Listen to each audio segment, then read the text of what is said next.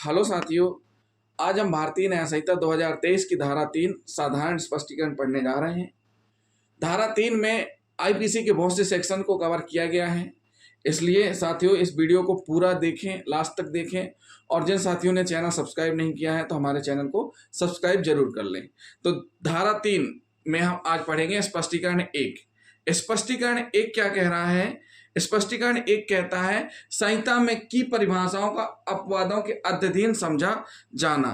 इसका मतलब क्या है? इसका मतलब ये है कि सीधी सी बात है, इस संहिता में सर्वत्र अपराध की परिभाषा, हर दंड उपबंध और हर ऐसी परिभाषा या दंड उपबंध का हर दृष्टांत साधारण अपवाद शीर्षक वाले अध्याय में अंतर्विष्ट अपवादों के अध्ययन समझा जाएगा, चाहे उन अपवादों को ऐसी परिभाषा, दंड, उपबंध या दृष्टांत में दोहराया ना गया हो। साथियों ये तो परिभाषा हो गई, लेकिन ये समझाएंगे हम इसी परिभाषा को, चूंकि ये थोड़ा सा कठिन रहता है, इसको हम सरल भाषा में कर देते हैं।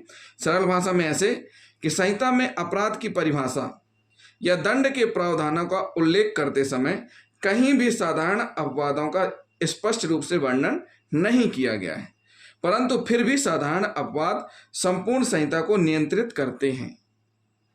परिस्थिति विशेष में कुछ अपराधों की परिभाषाओं को विशेष अपवादों के अधीन भी रखा गया है।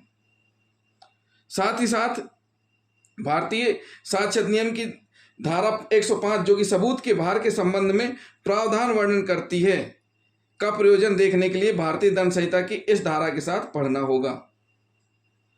अभियुक्त के लिए यह आवश्यक नहीं है कि वह किसी अपवाद को ठीक उसी प्रकार प्रमाणित करे जिस प्रकार से अभियोजन को अपना कथन अभियुक्त के विरुद्ध प्रमाणित करना पड़ता है।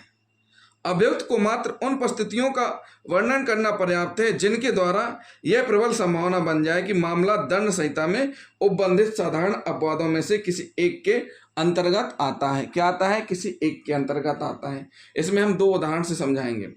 उदाहरण कौन कौन सा है? पहला उदाहरण है, ये मान लीजिए कि 7 वर्ष से कम आयु का शिशु ऐसे अपराध नहीं कर सकता, किंतु परिभाषाएं उस साधारण अपवाद के अधीन समझी जाती हैं जिसमें यह उपबंधित है कि कोई बात जो 7 वर्ष से कम आयु के शिशु द्वारा की जाती अपराध नहीं है।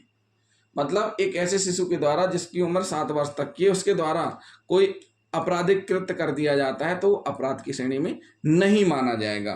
तो ये हो गया एक उदाहरण। दूसरा उदाहरण क्या है? दूसरा उदाहरण है का एक